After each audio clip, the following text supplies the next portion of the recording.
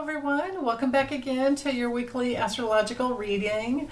As you can see, this is going from February 19th to the 25th, 2024, of course. And this week, Venus hooks up exactly with Mars, as she's been, tracking, and squaring Jupiter. Both those planets will be squaring Jupiter all week. And then, let's see, we also have Mercury moving into Pisces late Friday. And the moon will move through the signs of Aquarius, Leo, and Virgo. So, and lots of aspects to those because they're down at that, lower hemisphere. Well, with the natural zodiac. Finally, we're getting more aspects from the moon. Besides conjunctions and sextiles, it's all, the trines happen. Now we're moving into oppositions with these other, with the moon to the other planets. I'll show you. Let me just bring you over my table. It's just so much easier to show you. Okay, hold on. Be right back. Okay, so this week it's not there. Well, there is no heavy focus on Pluto until the moon moves over into Leo, and then we have the opposition. But to the other planetary bodies, other than the fact that Venus and Mars are still conjunct, but they're on the other side, so it's a waning conjunction, meaning that it's not as powerful. So this week may be a little quieter, or it may be full of happenings that are not surprising at all. Although, Aquarian energy can be unpredictable. So, but I just don't know that we're going to have a lot of emotions around it. People like us who are, not rebels trying to take down some whatever, you know what I mean? I hope you know what I mean. So anyway, what's happening today, so Monday, February 19th at 6 a.m., we have Venus really close to Mars. So Mars has been the leading planet that has been moving, behind Mercury, which is a really quick moving planet. Mercury will make it into Pisces next week. But just to know, just to keep in your mind that Pluto, without any aspects, it can be a good thing because it can help you settle into really getting inside your soul and really trying to understand what your karma is, where there is transformation that might be needed, where there can be some rebirth come through, where you can be reinventing yourself, where there's some new power that's coming through. Now, of course, you need to know your chart and you need to know what house Pluto's transiting through, because that will be, or sometimes it's two houses. So you're going to want to know those things. Those are really important. Because Pluto is such a slow, deeply transformative planet, and it will help you get in touch with the depth of your psychology, the depth of your emotional reactions when they come up, so that you can understand yourself better. Greater understanding is what it's all about. Astrology is to know your birth chart is such a wonderful process of self-discovery. So I encourage everyone, to get your chart made and start studying it yourself, or have someone like me, have a qualified astrologer read it for you, and start that process of that inward uncovering your buried treasure. Okay? That's the best way I can put it. So with this aspect here, I just want to settle in. I'm going to go with the other planets later. Let's go with Ceres up here with the sextile to the sun, because the sun is moving this way, right? It is conjunct Saturn. It's moving into a conjunction. It's actually, we're dealing with about 8 degrees of separation. So let's don't call it conjunct yet, but you can see which way it's headed, and it will go 1 degree every day. So by the end of the week, of course, it will be not an exact conjunction, but very, very close. And then Ceres here is, because it's at 4 degrees Capricorn, it is, and the sun is moving this way. Every day the sun goes by, or moves 1 degree, then what happens is that Ceres gets into a tighter and tighter orb with this opportune this opportunity here with this sextile. And then can you see the 2 trines from the Sun and Saturn that are coming down to the Moon this morning? Now, this will just be for today, so I want to make sure that we talk about it right off the top. So with Ceres, with the opportunistic aspect to the Sun, the Sun will help reflect back as it gets closer and closer, reflect back to you what your deeper real needs are. It will help you understand that you're needing to be very self-responsible for meeting your own real needs, which are, the little ones. As a little one, we have those basic real needs of love and comfort and safety, and then to be seen and heard and understood. Like, imagine a baby who's crying and no one comes to take care of it. That baby is not going to do very well with its creative self-expression if that pattern isn't changed right away. So I'm sure we have lots of brothers and sisters walking around on the planet that can relate to that one, who, took them until their 60s before they figured out who they were in a way that they could really express the depth of who they truly are. So Ceres in Capricorn has to do with that nurturing, whether it's there or not. And there'll be with Capricorn, like a stark reality that'll stand out to you and help you understand, were you protected when you were little? Were you nurtured when you were little? Right? How was your mom doing when you were really small? Did she go through very challenging situations with her reproduction that affected your upbringing? Because Ceres is our maternal imprint. And it's the home environment that we grew up in. So that's another really important dwarf planet to know. Just as powerful as Pluto and almost as powerful as Eris.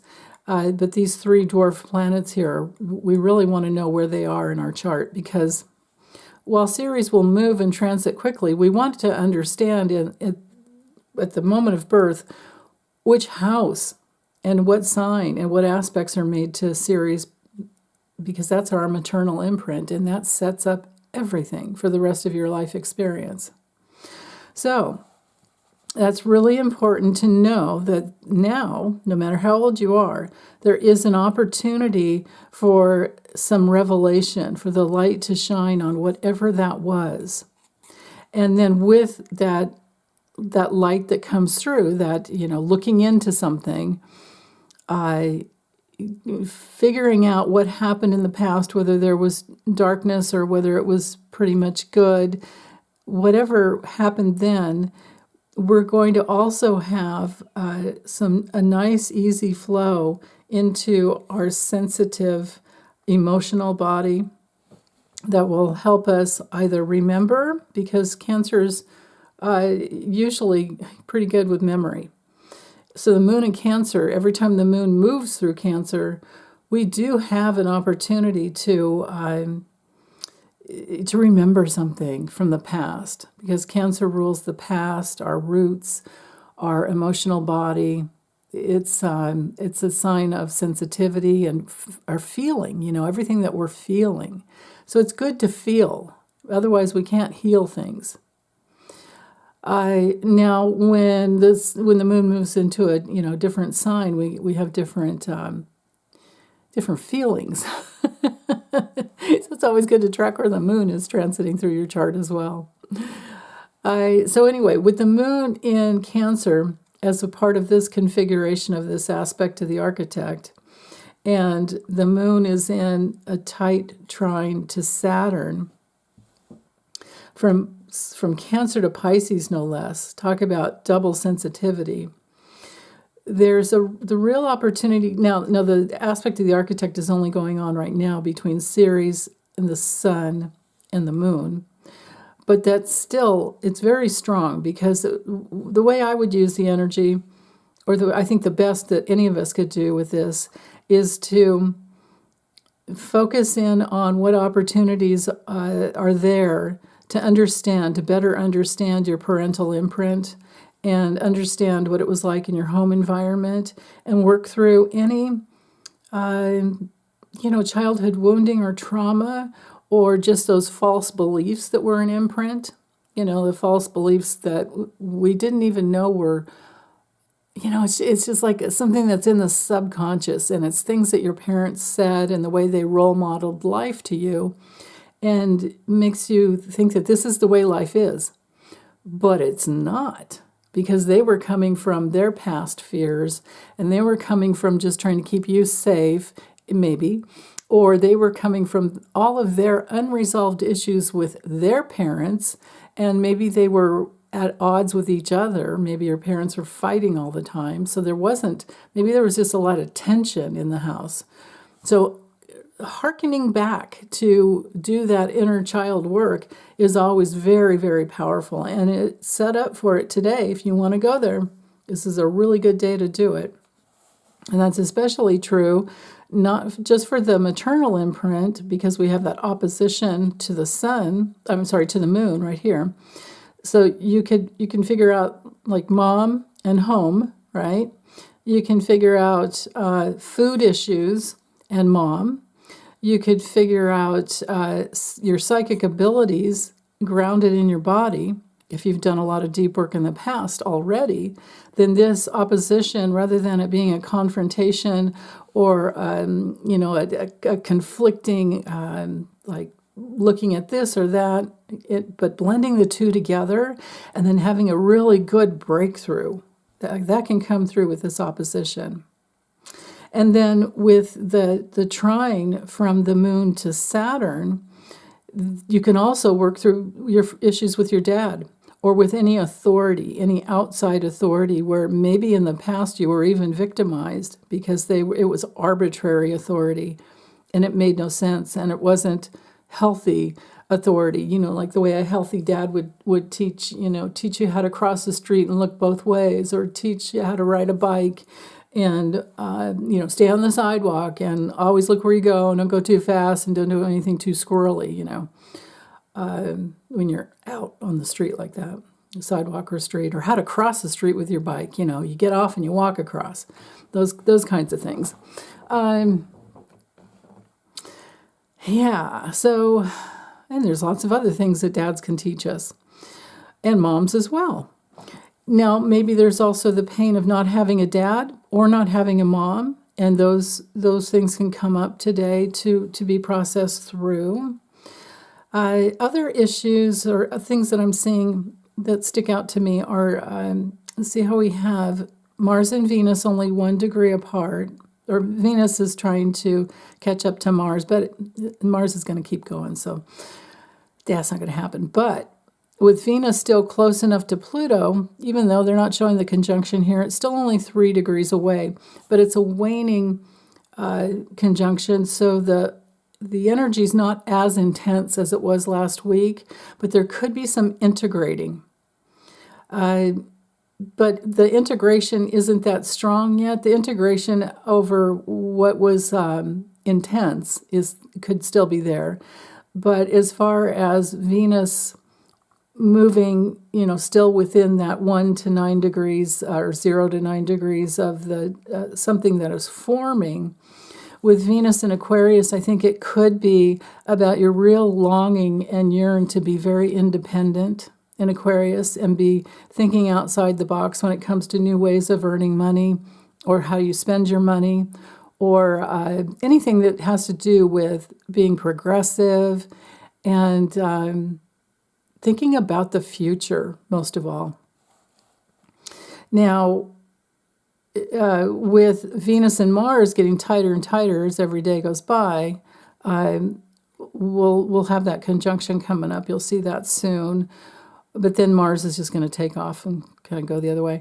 And there's an important point I forgot about Venus this year. There's I don't think I remembered to speak about this, but there's no retrogradation for Venus this year.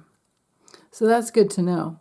And Mars doesn't even go retrograde until December 6th.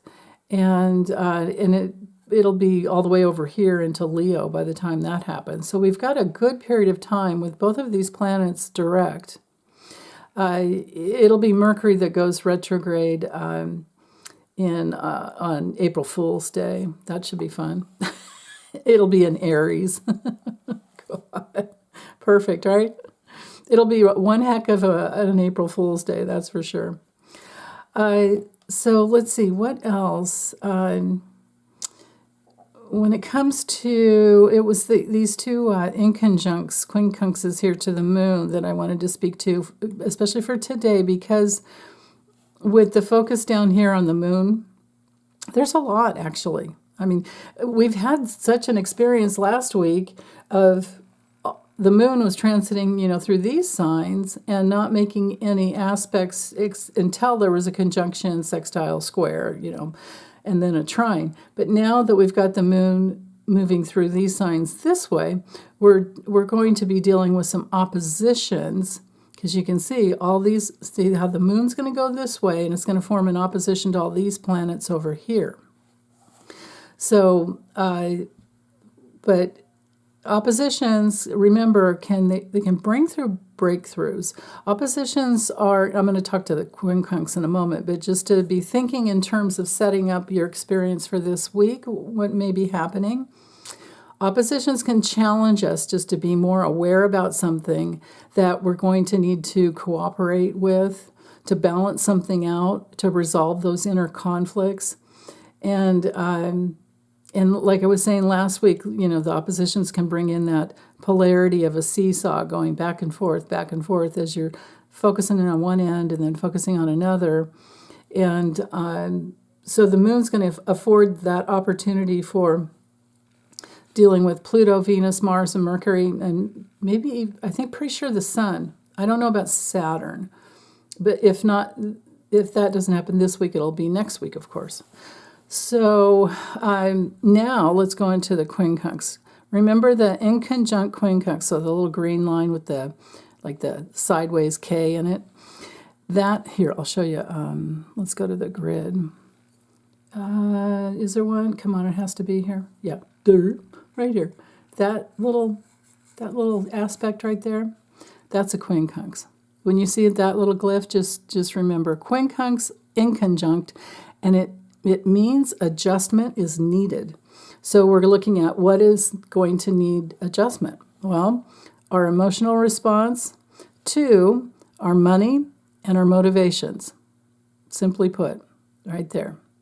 And you're going to want more freedom. You're going to want more sociable exchanges. You're going to want to network more. You're going to want to share your opinion. You're going to be more outspoken, more outgoing, I would think. And there could be major technological advances coming with this one too. But then again, with the moon in Cancer and up to Aquarius, I really get the feeling there could be some adjustments that come through, because you get some psychic hits, because Cancer's, pretty psychic. If you trust your feelings, if your feelings are clear, and even if they're not, even if you're in emotional reaction, those emotional reactions need to be honored in order to clear things out, right? Like we have to honor where we've been hurt in the past, and where we've been violated, where people have taken advantage of our sensitivity and taken advantage of our caring, right? So there can be freedom from people who have not cared and wanted us to take care of them, right? That's quite a demand when somebody's got that going on you, right? They don't care about you, but you're there to take care of them. What? Yeah. So, okay, that is covered here. You can see that from Mercury, we have this sesquisquare to the moon today. This would be something that could be stubborn. Now, Cancer can be controlling if it's not worked from the, if a person's still in a lot of trauma from their family, they're stuck in the past. And they're fixated in survival mode, and they're fearful. So in in turn, they can flip it back out the other way so that they're only thinking about themselves and they don't care about you. It can be the opposite of caring. So, they can be very selfish. So if there is someone who is selfishly clinging to an opinion, and if they're not going to budge, and they don't want to talk in a way that brings, some union, some some deeper reflection, which Cancer would be about, and Aquarius can be thinking objectively, Aquarius. If there's nothing looking outside the box type of a situation going on, it can be very stubborn. Those are the situations you want to walk away from. So, and that's a minor aspect, but that could come up today. Now, with I think I spoke to the moon trining the sun and Saturn today. But I'll just go over it again quickly just to cover everything with the moon there. Well, we've got this other little semi-square here too, but with everything with the sun and, sun conjunct Saturn are close enough to the trine to the moon, we've got a flow of energy that could be moving really quickly. If you can stay out of all the other conflicts here, or if there aren't any conflicts to work through because you've already done your inner child work and now you're on the other side of that. Now, you might be someone who's holding space for someone as they work through their inner child issues. Maybe they're remembering things and they just need a witness. That could be that. On another level, we could have some really beautiful creative projects going on here with the moon and the trine to Saturn and the sun coming in even tighter, meaning that whatever comes through today that you feel that you want to move towards, that would nurture your inner growth, that would put you in the situation of bringing in some new opportunities that can make you more secure in the future, no matter what it is. And maybe it's just having fun and playing. Cancer and Leo are all about kids, playing. So we want to nurture that creativity.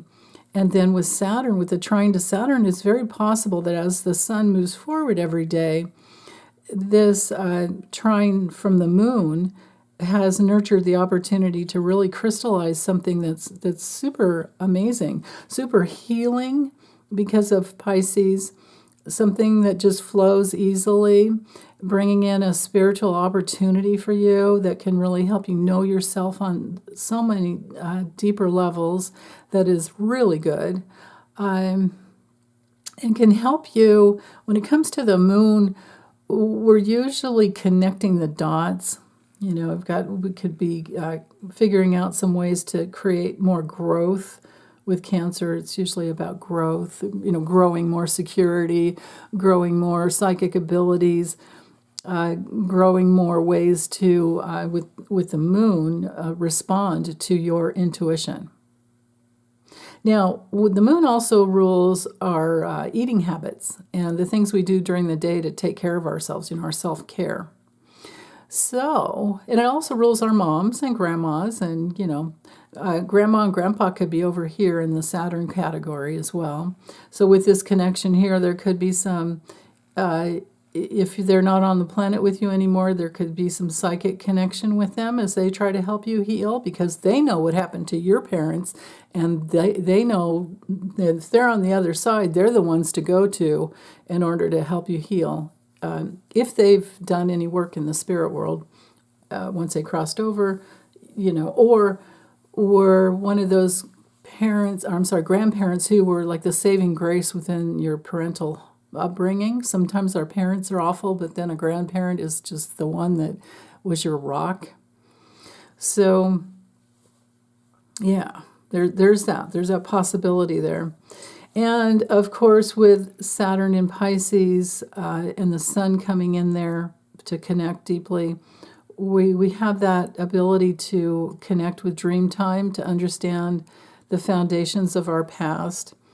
Now, Pisces is also really beautiful for being really compassionate and again, psychic and intuitive, just like Cancer, just like all the water signs, just like Cancer, Scorpio, or Pisces is as well, just as mystical, just as intuitive. They're really good with art and just, all the things that make life really beautiful. The challenge can be for some people, we have empathic abilities going on here with this setup as well, but we also have the possibility of people being victimized, people being pulled into a cult type of a thing, people being very stubborn and rebelling about that cult that they want to stick with, and you know who I'm talking about there. So, that's always a possibility. Now, with Uranus in this little semi-square to the moon and Uranus in Taurus, this again is one of those aspects of empathing. And you're going to get some guidance that most likely if you're empathic today, you'll get some guidance as to which way to go. That's literally like in your body. If you're out going for a walk, you'll feel guided to go down a different street. Or if you're looking for a place and Google Maps isn't working well, you might intuitively know which way to go. That's a real possibility there with Uranus and Taurus, because this is very in the body, awareness in the body, and then with the psychic abilities with Cancer sometimes can really bring that through. Now we also have the semi-square going up to Ceres, or not semi-square, what am I saying? It's sesquisquare. That's this one here, the little like square with the. It's like if you're an architect and you're drawing square feet. That's the glyph right there. There's this one here. It's an aspect of stubbornness, but the stubbornness here has to do with now you know something about your parental imprint, and you're wanting to break free. You're stubbornly going towards more freedom in your body. I think that's a good stubbornness myself, especially because the sun is also in a sesquisquare to the south node, and it's in Libra, and it has to do with our past relationships and how our parental relationship sets up the stage for the relationships that we, magnetize and get into when we're older. So if you don't work out your parental imprint, you end up marrying someone who's a perfect combination of the two things with both of your parents that really needed to be worked through. And you will be that person for them as well. So if you're both doing it consciously and understanding, or you've worked out the issues before you get married, then, no problem. Or the problems will be minimal and you can completely correct as you go. So let's see. Ceres in the trine to Jupiter, and it's moving forward. The trine's there, but it's not exact yet. But as it gets closer and closer, we have more and more of a flow of opportunity to grow more pleasure, more positive pleasure in our bodies, more wealth established, nurturing our inner wealth, which creates all the wealth, because puts you in the place where you realize you don't even need that much. If you're connected in your body, it takes away all of the, or not all, but it takes away a lot of the demand on the into the outer world, right? So when you're happy with yourself, it tends to make things much easier. Let's see. We have Venus right here in the square to Jupiter. Mars is also squaring Jupiter. Mars is kind of leading the pack. It's been there. But the two together squaring Jupiter, that brings in the most important thing, with this tension field of wanting to grow money, wanting to grow safety, security, but being very trustworthy and determined, and you can be very patient with yourself when there's Taurus. So patience in how you grow, patience in how you heal, patience in understanding. I'm speaking to Jupiter now. Patience in how you figure out what you really believe in. What truly are your beliefs about money and about your body and about what creates bliss and happiness. And most of all with Taurus, what are your values in life? And it's, with a square, there's this tension field between Venus and Mars. So it's kind of like, what do other people think about me? So let go of that. Don't ever compare yourself to anyone else, because that breaks the spiritual law. We're all unique. With this transit of Venus and Mars in Aquarius, and especially with Mercury in Aquarius too, I'm hoping, because last week we had all 5 of these planets in Aquarius, I'm hoping that there was a lesson that came through that it's really important to honor your unique individual essence. There's only one you, and nobody else can take that. No one else can do you, so you got to do you, basically. And there may be some tension field when it comes to networking, because you might be trying to find your group of kindred spirits. You might be trying to figure out can you trust this person who's supposed to be, I don't know, helping you, teaching you about money. We're in the realm of like fiduciaries and, all financial advisors. You have to be careful. Use your common sense. They're not always there for your interest. And so there could be something like that comes to the head, or comes to a head this week. Now, the squares, of course, like I always say, they're a tension field, but they're also there in order to help us reflect back, to reflect inward, and then to eventually create some action that needs to be taken, because they're turning points at either ends. And they also help us to resolve any resistance that's been going on. And they're great. Squares are great for accomplishing. And they're also great for working through a tension that we've been feeling. So like I was saying, on the most simplistic level, it would be a tension around what you value and what you want to do and what is healing and produces growth for you in your life. It's all things that have to do with Jupiter, but then squaring Venus and Mars, that we're dealing with our money and our motivations. So are your motivations in alignment with who you truly are and what you really want, or are they at odds with it? And then you're going to make some decisions based on that. And then with Venus, again, Venus ruling Taurus and Libra, we're dealing with money and relationships primarily.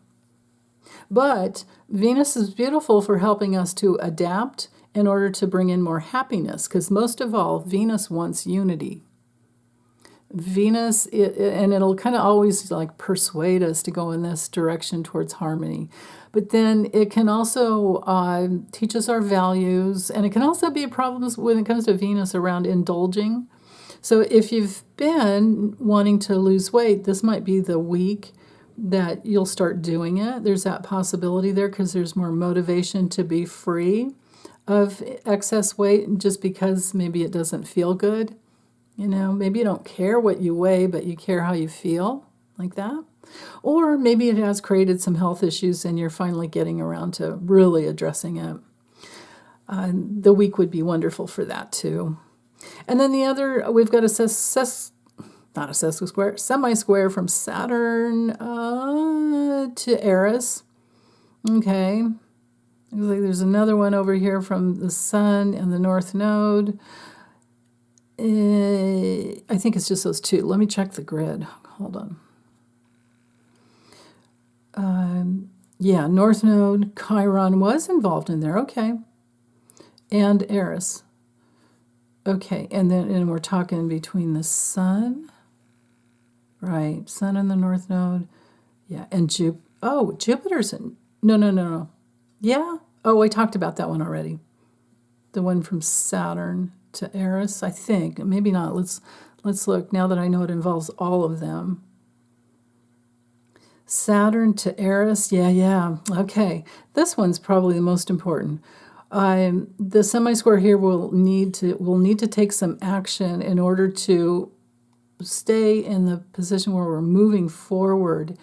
Like bravely going, boldly going beyond.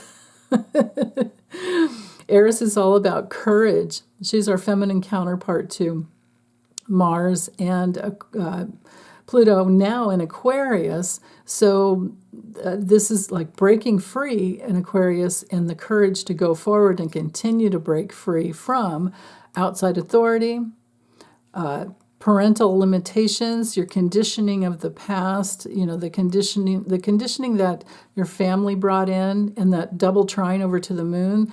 This is really on the table today. And then also with the North Node conjunct or close enough there to Eris, and Chiron and the North Node have been conjunct. And you can see it's getting tighter and tighter. We're only like 3 minutes apart here. So the North Node with Chiron is, on one level for many of you, leading you in the direction of your greatest gifts. And for those of you who haven't accessed them yet, you're going to have to go through the wounding that's on top of the gifts. But you have the courage. Eris is there to give you the courage to do that work. It's the best work in the world. It's the only reason we're here on planet Earth, is to work through our deepest wounding and bring through our deeper gifts, because it's one and the same. So if you have a false belief that you're not good enough, the truth is that you're more than enough, and you just have to work through all the, like, that overlay. Like, how did you get to the place where you think you're not good enough? Who taught you that? Right? Were they right? No, of course not. Did you possibly leave your last lifetime making that decision of, oh, I just wasn't good enough, and I died because of it, Yeah. We all die, but what matters is the decisions we're making as we're crossing over. And if it's a false belief, that sets up our next incarnation. So you can kind of reflect back on your life and look at things from a different angle that way. You can see, of course, with Chiron conjunct the North Node, it's exactly opposing the South Node. And with the Aries Libra polarity, it's all about you in relationship. It's like me and them. Not me versus them, me and them. So that puts a spin on all the old, like they were the bad ones and I was the good one. How about, yeah, they were bad, but they taught you something to help you heal. How about that? How about you overcame it in spite of them? And maybe you taught them how to treat you from this point forward or that point forward, wherever it was, whenever it was. So, yeah. And then Neptune, let's see, I think I did cover all the sesquisquares. With the, or not sesquisquares, semi-squares. With the Sun, there's just going to be a whole lot more emphasis. So everything that I've said about these little semi-squares here, I think it's going to be in effect all week. Well, I'm sure it is, because the Sun is going to move closer and closer to Saturn, and with Saturn in that semi-square to Eris, this is really important for healing. And with the North Node involved too, with Chiron on, in aspect to this nodal axis, it really, really is important to get in touch with your gifts.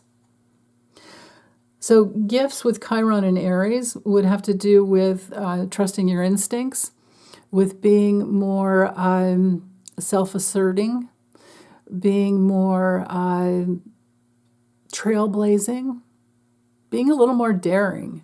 And the best that you can do with Aries Libra energy is to create win-win situations and not needing to come first and not worry about being left out. Just keep, stay there, be present. But you don't have to be demanding, and you don't have to worry about, you don't have to be impulsive, and you don't really have to worry about being abandoned as long as you don't abandon yourself, right? Abandonment happens when we abandon ourselves as adults. When we're little, that's a whole different story, and that's a tremendous deep wounding that needs to heal with a lot of people. But when as you grow up and you're feeling the pain of being abandoned, you're not abandoning yourself anymore, and then the healing process begins, and you keep staying there with yourself, no matter what, no matter how hard it gets. You don't leave yourself. So, okay, I think that might be it. Did I miss anything? The squares, the semi-square there, big, I think, stubborn breakthroughs that I love, actually, with that one, with the Uranus to Ceres. Yeah, let's go ahead. So, Tuesday, now, Venus and Mars see how they're 1 degree closer? Actually, less than that, because, yeah. And we have that square to Jupiter coming in pretty darn tight. So I spoke about that. I'll just name it again. I just wanted to say that by Tuesday morning, it's getting tighter and tighter, and I want to focus on the moon with this square going on here. But remember, there's that tension field between Jupiter, Venus, and Mars as to what do I really want? What am I trying to heal? What is my real belief system? What really matters to me? And does it really matter what they think? And can I move forward and try to network with the right people, get into the right situations so that we can all move forward with one goal? This could be really good. That square could turn into a strength. Let's see. Hold on. There's this sextile. Yeah, this is new right here. Mercury is in a sextile to Eris. See how Mercury's at 25 degrees in Aquarius? So Mercury's in that last decan of mastering something, really getting, like, you're totally outside the box, or your thinking is not in a box. Your thinking is more free, and of course, genius aspects can come through with Mercury in Aquarius. As long as, you just have to be careful about being detached from your heart, and I think that's why we have that. The sun there with this sesquisquare to the moon. That's reminding us there, stubbornly hold on to your feelings, stubbornly hold on to your heart and your caring and your compassion, and things will work out there. But with Mercury, not only with the sextile up to Ceres, no, that's the sun. I'm sorry. Let's go back to, that's that same sextile I already talked about. Yeah, we just lost the trine. So the sextile between, for at least the next 4 days, this sextile to Ceres is, again, to help us compassionately shine a light on our parental imprint and heal that. And as we do that, we stabilize more of our spirit in our bodies, in our essence. Our essence can get bigger. With Pisces, it's pure potentiality. It's limitless potential, okay? So there you go. Now, with Mercury moving towards the sun, and at that last decan of the sign in Aquarius, there is now you're thinking in terms of limitless potential.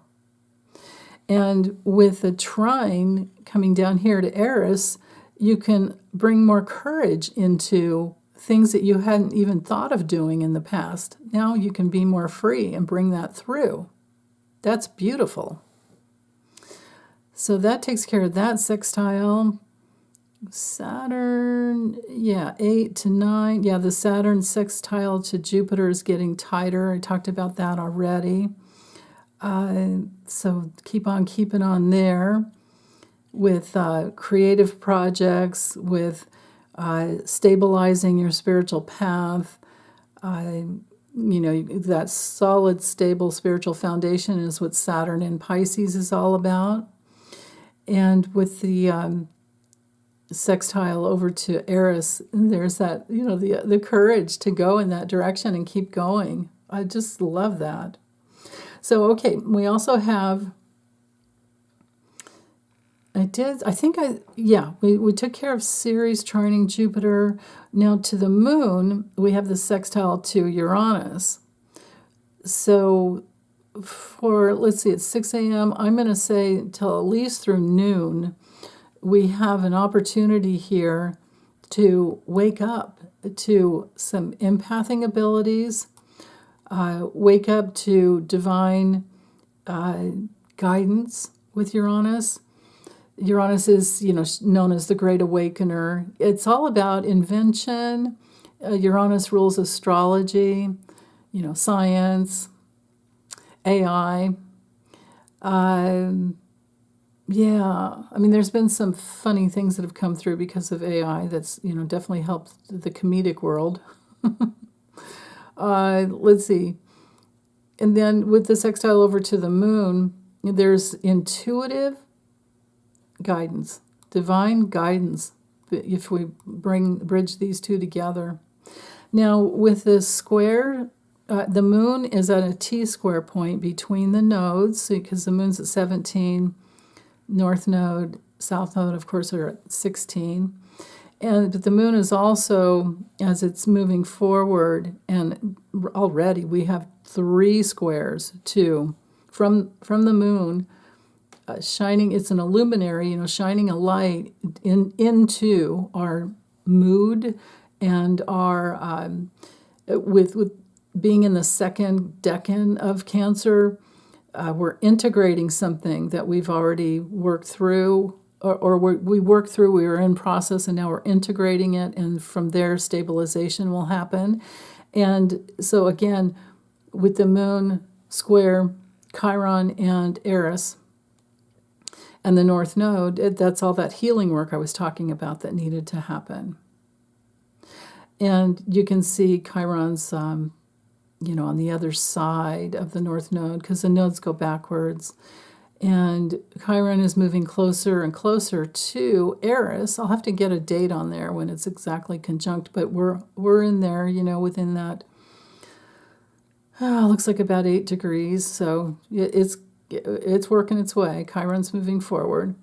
And with the square to the moon at that T-square point, this is, again, about trusting your emotional body in its own natural, organic ability to heal. As long as you're bringing awareness into the past, it can help you break free into the future. That's what's going on there. And with the sesquisquare to the south node, again, stubbornly hold on.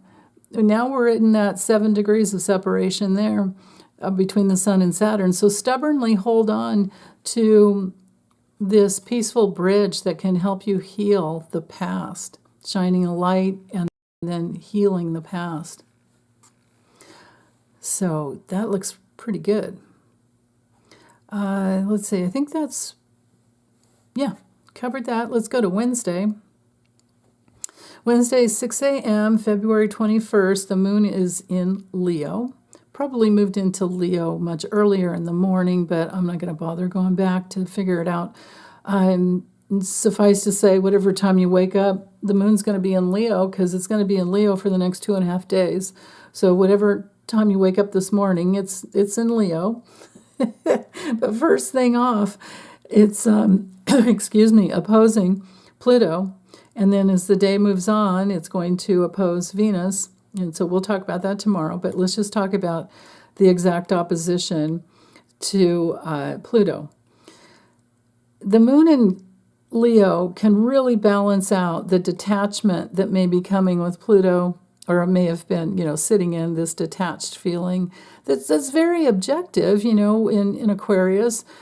But Pluto wants to go deep, and it wants to purge, and it wants to clear. It wants to transform. So what we're transforming is being too up in our heads, being too outspoken, being too thinking that you're better than other people, thinking that they're better than, and they have to teach you something because you just don't get it, right? The people don't like to listen when people are when the other person's like that. So we have to be careful about being cut off from the heart. But with the moon and Leo here, if that's happening, if somebody's, they're cut off from their heart when they're talking to you about something that's about you directly, there's going to be some pushback. And that would actually be good. Pushback or run in the other direction, and then you break that link that's there, right? The only way for this to be a healthy connection is for somebody with a beautiful big Leo heart, Leo sun, lots of planets in Leo, mirroring back to somebody who is detached from the depths of their own soul, and teaching them, and so maybe this is a little one, teaching them how beautiful they are, because they're kind of looking outside themselves for their value and for love, right? So if you mirror back how beautiful and wonderful they are, then this could be a really beautiful, this can be a mirroring. These can be two mirrors here. And I say the loving experience because Venus is there and Mars is there. So Mars wants something. In Aquarius, Mars wants to be honored for its genius. Mars in Aquarius is moving towards usually friendliness and free thinking, and how can we be even more free? Aquarius is freedom loving. It can also be, fanatical, so we have to be careful that way. But for the most part, it's pretty sociable. But it can be really, unemotional and idealistic in a way that isn't good for the heart. Okay, so all these things are on the table with the moon in Leo. The moon is also trying to Neptune in Pisces, so this further brings in that ability to come from a loving space. Now, let's talk a little bit about the sign of Leo, and then just combine the feeling of the moon that's trying to digest something and connect the dots, trying to find a way to respond, and most of all, nurture, right? And it can have everything to do, like I said before, with our moms and our home. It's also the public mood, okay? Now, Leo is all about self-expression. So people are going to be wanting to express themselves. This could be a very, a busy day. And Leo wants to make things bigger. Leo sometimes doesn't mind, blowing things up a little bit and embellishing on some truth. So we have to be careful with that. Especially with Jupiter and Taurus, it can be like, somebody saying they have more money than they actually have, right? And it's like, okay, who cares unless, who cares how much money they have? But so back to focusing in on Leo. Besides self-expression, it is how we co-create. It's our, when you think of Leo, just know it's ruled by the sun. So just think of like core energy, solar plexus, third chakra, shining your light, hopefully. Or on the dark side, it can be narcissism. It can be people that need so much attention. They're like energy vampires, and they're drama queens and kings. So that's, possible today. We have the inconjunct up to the sun this morning. So there can be an adjustment to our heart experience based on what we're seeing possibly in the news. And we are now in that 6 degrees of separation, a little more than 6.5, to Saturn. So as the moon moves forward, here, let's do this. Let's get it to hours. Okay, and then let's move forward this way. Let's see how long it takes before the moon is, so you can see that inconjunct is just really sticking in there today, right? From the moon to the sun. But let's see how long it takes to get to there. Oops, back one. No. Okay. So what have I got here? 6 p.m. So Wednesday night, now we have that inconjunct to Saturn. So from there, there's an adjustment that's needed in order to be in your authority. Just if we all just do our best to stay in our love. Now, it can be our love for the truth, right? But in order to actually send out real love that could be healing, because you want the truth to come through, and we want justice and fairness and equality, it could be helpful just to ask our spiritual team, kingdom, circle, family, to help us love, to help us understand that these dark politicians and other players, corporate players, and the corruption it was always there. It's not that it's something new. It was always there. But now it's been up and it's been purging with, Pluto having moved all the way through Capricorn, now into Aquarius. This could be a purging of the corruption within tech industries. This is definitely on the table with Pluto and Aquarius for the next 20 years. And so we can keep ourselves clean and keep ourselves happy if we ask our guides, guardian angels, spirit team, whatever you want to call it, to help us really love what's going on, even though we don't want it and we're fighting for the truth. So two things can be true at the same time, and that's the way it is with oppositions. We can love the truth, we can love the forces of love, and then we can also want to break free from any corruption, but without wanting to kill these other people or hating them, right? Because the hating energy just, that comes back on us. If we're hating all the time, it comes back on us. Now, that doesn't mean that we can't flip them the bird once in a while or, or say what we really feel in those human moments. But then, what needs to happen right away is like, oh, that's right. I always have to remember we're being taught, or the corrupt ones are being taught that they can't get away with this. And we're being taught that we can't let them get away with it. Otherwise, we would be all, convoluted within that cult situation that's been happening, right? So, yeah. And then you can also see the moon is down here at the point of, hold on, let's go back. Let's go back to the 6 a.m. Okay, now let's see, when did the yod come in? Yeah, that's right, Wednesday. Okay, there it is right there. 10 a.m. So 10 a.m., we've got a finger of fate right here. And it's in Leo, it's at that 2 degrees, so I have a feeling that it's possible that there could be some court situation come out about who, and it's going to bring up issues with money and his parental nurturing, which were only all about money and having and holding and controlling, and him making himself a victim so that he can grift more off of his people. And maybe more and more people are starting to see that, and they have stopped giving him money.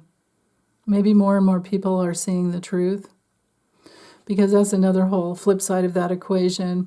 And we can see with the moon trine Neptune, there's that connection there to, every hour that goes ahead, that trine is sticking there. And there we have a square later on in the day to Jupiter, again, back to the money. And then there's a T-square back up to freedom. All of this is happening in Trump's 6th house, Pluto, Venus, Mars, and those other 5 planets. When we had Mercury and the Sun in there last week, all of that was happening in his 6th house of health. The 6th house is also his ability to hold a job, so Pluto's blowing that up. The 6th house is also our health of coworkers and employees, so talk about people flipping on him and thinking of his attorneys, because he doesn't, he doesn't have coworkers because he doesn't work. He works for himself, so coworkers would be changed into attorneys, because that's pretty much who he's hanging out with these days, right? I don't know that he has real friends. So let's send him lots of love so that he gets all the lessons that he needs to heal his soul as much as possible in this lifetime. But we can't control him. We don't manifest for others. Unless you're a parent helping out your child or young adult, and you can help manifest by loaning them money, that's for sure, or teaching your children how to work and do other things. But when it comes to other people, we can't manifest for them. So all we ever want to do is align with the truth, with justice, with fairness and equality, and pray for that, affirm for that. So back here with the at noontime and the trine from Leo to Venus again, and then the square to Jupiter and these other planets here, this T-square, all of this in his chart speaks to maybe some quick lessons around the grifting. Maybe something comes through about what he's doing. Maybe something comes through in the news, because that point, here, this yod, this finger of fate here, is in his chart, right? This would be in his 6th house. I'd have to get his chart out and look, but we know that his 12th house is Leo. So there's that. Yeah. Okay, let's go Thursday. Enough with that guy. Thursday, the moon has made it to 12 degrees. And so now it's still opposing, but it's a waning opposition. And the second decan of the sign in Leo, we're in this process of integrating, I think, the light being shown to help us be more free, to move towards more freedom. Notice now that Mars and Venus are conjunct, right? In fact, hold on, let me go back to Wednesday. Oh, wait, did I miss something? No, I'm good, okay. Let me go back to Wednesday. Yeah, Venus was on the other side. Actually, I should have said, sorry about that, you guys. Venus and Mars were exactly conjunct. I didn't run a chart on that because it's been happening all week. But now it exactly was happening at 6 a.m. Or maybe 7, it was exact, because we've got 4 minutes here and 24 minutes here. But Mars and Venus exact. So there's a tighter blend of the energies between Mars and Venus. Mars is what we're motivated towards, usually is related to the masculine, but I don't see any separation between the masculine and the feminine within each human being, because, well, depends on how they act, and then I know where they're coming from. But I know that in the spiritual realm, there is no separation between the divine feminine and the divine masculine. They work as one. So, but Mars is our planet of movement and going. Venus is our planet of integration and energy and, holding space for, right? So to have these two combined in Aquarius is actually really good, because Aquarius in the best energy can be very innovative, and some original, new, unique ideas can come through. And it can also be more about tolerance, if there's that connection with the heart, with the Leo heart love. But it can also be the other way around too, where it's really bigoted and people aren't caring. So we'll just have to wait and see. That would be probably most likely like with border issues. And yeah, I'm going to move forward. Okay, so it was Thursday, right? Yeah, right here. Okay, so Mars, or Venus is now on the other side of Mars, and they're both at 7 degrees. There's still the opposition with the moon, but the moon's moving away from that. So we're, for people who are slow to love, people who are slow to want to know the truth, there's still some energy there, but it's waning. That gap is closing.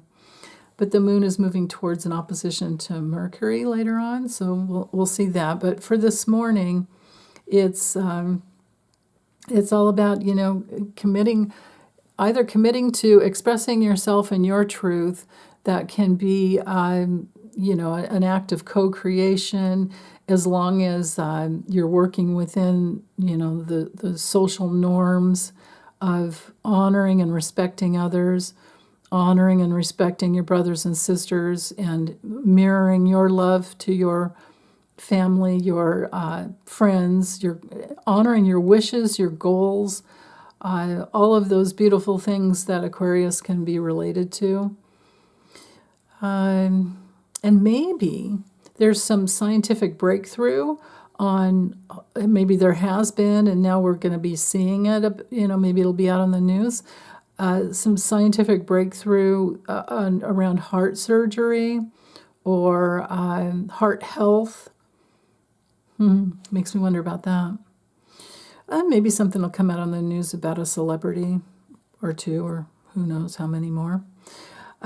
We still have the square happening. Well, actually, it's waning, but only by 2 degrees to Jupiter. So the moon to Jupiter would make us even more, bring in even more longing for healing, especially the body. Bring in more, being in that tension field of seeing something that you might be like kind of shy. Like, let's pretend you have a bunch of planets in Cancer or Capricorn or even Virgo, and you're very shy, naturally, introverted. This might be one of those mornings where you really want to say something or share something, and you'll work through that tension. That can be a possibility for someone out there, or someone's. And then we also have the trine to the North Node, so it could be a part of your life path to share your love. I think everyone has that as a part of their life path, because we need each other. We need to mirror each other in our love and truth and beauty. And when I say beauty, I'm not talking about physical beauty, but inner beauty. And the same goes for, nature, honoring the beauty of nature no matter what state it's in. That helps it along. And then with the moon in the sesquisquare to Neptune, somebody, who might be really stubbornly holding on to grabbing some attention and grifting with this aspect here, knowing his chart set up. Let's see. Those semi-squares are still there. Yeah, of course, because these planets aren't moving, and yeah. But Saturn there to Eris is the one that's the most prominent for me. So again, breaking through, having to stubbornly just keep plodding forward. The Knight of Pentacles came into my mind. Just one step at a time, moving forward courageously, no matter how challenging it is, to the status quo, because that's part of your spiritual path. So yeah, so that looks good for Thursday. Let's go to Friday morning. Friday morning, the moon has made it to 24 degrees Leo. So now we're in an opposition to Mercury, and Mercury, wait, hold on. Friday night, how did this screw up? Friday night's 11:29. Friday morning, 6 a.m. Wait a minute. Friday night, 11:29 p.m. Mercury's at 0, moves into Pisces, 0 degrees. So how the hell does Friday morning, so this isn't Friday, this has to be Saturday. Yeah. Hold on. Goodbye. I screwed up there. Okay, let's go Friday night. So we'll forget about Friday morning because that wasn't, something was wrong there. Friday night, Mercury moves into Pisces. Now the experience and this join up, look at this stellium, three planets or more in Pisces. Now the experience changes quite a bit because with the sun already there conjuncting Saturn, it's getting stronger. There's a stronger need to be on your spiritual path. Now with Mercury in Pisces, we are thinking. Remember, Mercury is how we connect the dots, kind of like the moon, but with Mercury, it's more about we're finding patterns, we're tracking patterns, and we're analyzing, we're rationalizing things. And so it has everything to do with the way we think and communicate, how we write, how we express ourselves. And Mercury also rules the siblings, our brothers and sisters. So in combination with Pisces, we're thinking more in bigger realms, spiritual realms. What is possible is a question. What will we devote ourselves to? Are we working with healing and addiction? Are we working with getting out of victim mentality and being very self-responsible for what we create in our lives? Knowing that, never to beat yourself up, but just knowing that it's our belief system that creates our reality. And and then the other aspects with Pisces is really beautiful because it's a mutable planet, mutable sign. We have 4 planets in the mutable sign. We are assimilating things. We're adapting to in very flexible ways, so that we can be a little more versatile, so that we can be a little more open, be a lot more open to seeing the truth. And also, it's very sensitive. Now, we're thinking more about what happened in the past in relationships in more sensitive ways. You may have friends or loved ones or old lovers or spouses or whatever. You may have someone from the past write to you or call you and let you know that they're very sorry for all the ways or any way that they may have hurt you. Things like that can happen with this kind of a lineup. And that's a beautiful thing when that happens. Now, along with the moon here, now, so it doesn't matter. Let's go back. Let's just do this. Oh, wait. No, I can't do that. Hold on. Friday night. That's where I screwed up. This isn't Friday night. This is Thursday night. Okay. I have to, I can fix that. Hold on. That's where I screwed up. So hold on. I'll fix this whole thing. No, not Thursday. Story of my life. Okay. So this is Thursday night. Now things are making sense. So I shouldn't have deleted that Friday one. But anyway, this probably doesn't really matter a whole lot because I've discussed all of pretty much all the moon and Leo energy. So let's do this and just go forward.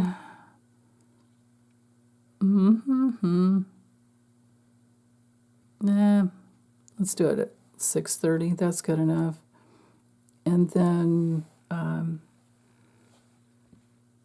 let's call this Friday because I did delete that one. Okay, now we have Friday morning. That's okay. No need to save it. It's just for now.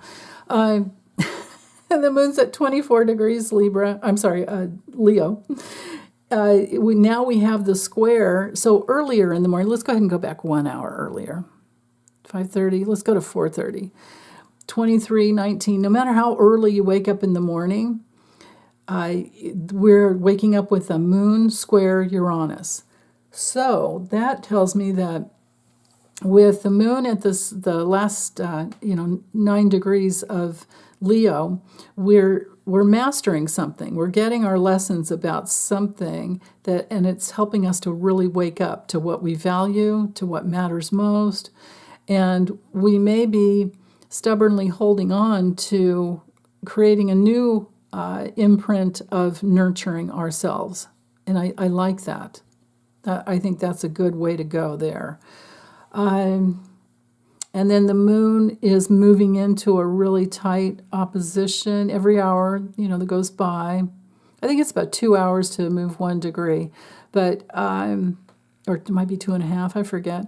Anyway, the moon opposing Mercury, we're thinking bigger by connecting with our hearts.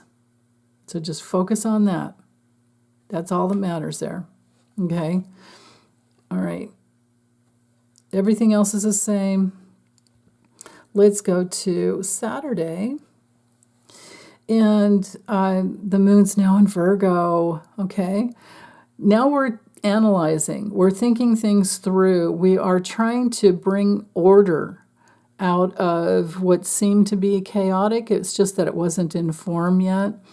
The moon in Virgo is a mutable sign.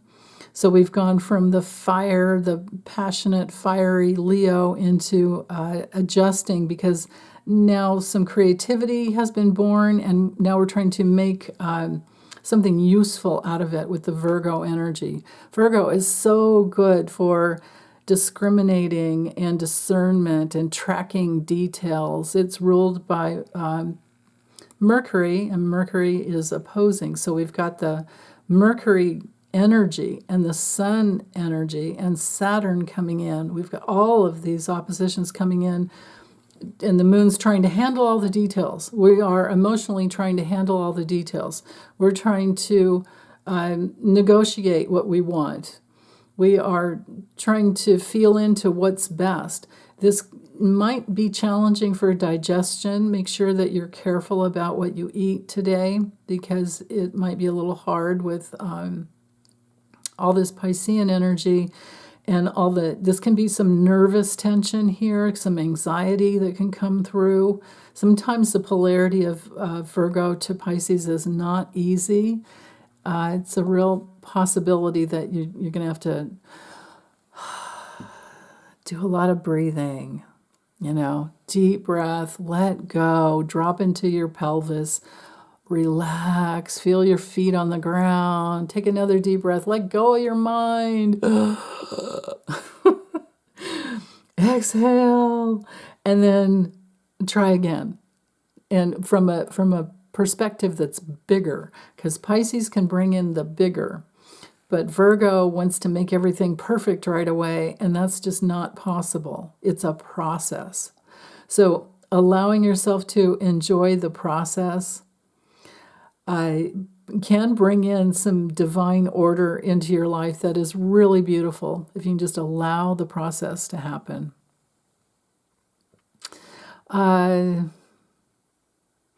It's one of those days where you might not mind working alone because you're really trying to get into something. And it can also be good for a deeper understanding. Piscean energy can be all about understanding some health issues that you've been trying to work through, and you can get to the truth of that over the next, the next day or so. Yeah. And then notice how we have the trine to Jupiter, so that brings in the healing energy. And in fact, if you notice this Earth trine here, right? Jupiter to the moon. So healing, digestive issues, healing, anything that makes you feel out of divine order within, anything that needs to be healed or worked through. This would be a really good day of working on your taxes. This would be a really good day for getting any earthly accomplishments done that help you to feel more solid. And we also have, besides the trine here, the earth trine, we also have a kite when the moon's at the tail. So the moon's the rudder. So it really is going to be important to keep your keep yourself out of anxiety. And like I said, just do a lot of deep breathing and stay grounded. The energy's there to stay very, very grounded. But the risk is that you get lost in someone else outside of you that wants you to go this way and take care of something else. When you started out the day focusing on this, whatever this was for you, you can be pulled to either side because somebody needs your help, and maybe that somebody is a family member and you just can't say no. You got to be careful with that rudder, right?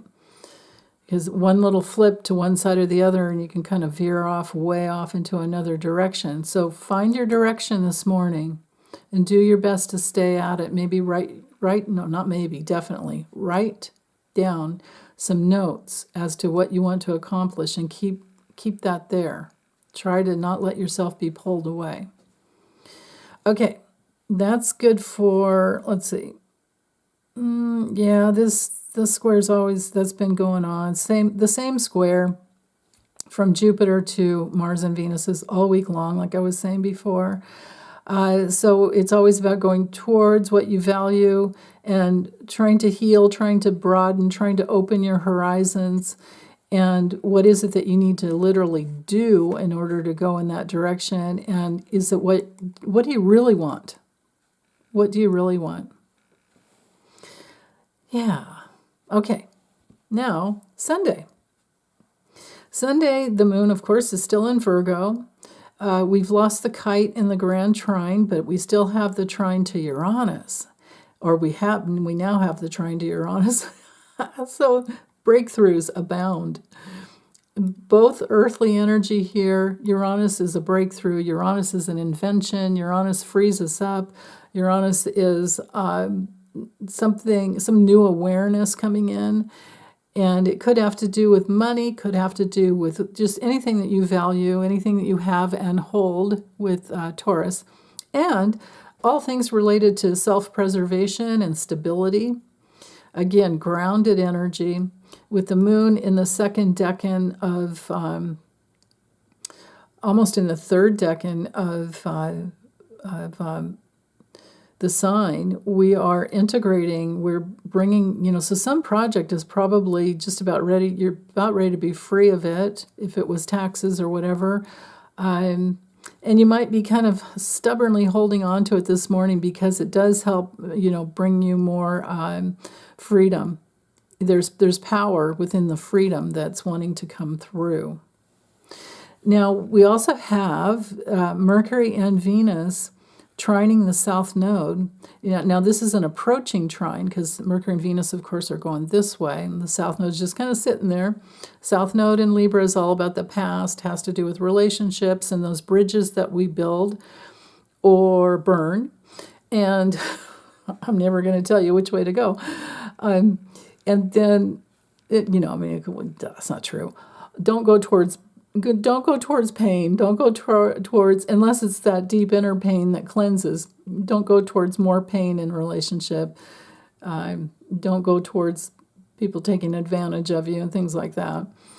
But with Mars and Venus and Uranus, I think that there's no, and moving forward is with the days to come, even into next week, I think there's going to be a nice, easy flow of relationship opportunity because you're kind of headed in the same direction. When Mars and Venus are, Venus can attract and Mars is the direction that you want to go. So this really can have, and you can see there's 8 degrees of separation between Mars and Pluto. So now the intensity is waning so much, and Mars and Venus are setting apart or setting out on their own, but there's always this hearkening to a friendship or a relationship of the past or a new way of relating that can come through really quickly because of the trine there. And then with the sextiles here up to Ceres, Mercury, the Sun, and Saturn, all sextiling Ceres from Capricorn, which is all about hard work and self-responsibility and nurturing the things that can help you create solid foundations, over to the planet of solid foundations, but they're all spiritually based and they're more open and compassion. Maybe something is coming through that helps an immigration policy that makes it more humane, that brings through the truth. I wonder, there's that possibility there. Maybe the fake impeachment of Mayorkas doesn't make it through the Senate, like I doubt it should, because it's not the dude's fault. It's Congress that controls the laws. It's like, wake up. Talk about gaslighting. That is a perfect example. The House GOP is literally gaslighting the Biden administration. So, okay. Jupiter trine, yeah, that whole thing there is still, that's still going on, still trying to heal safety, security issues.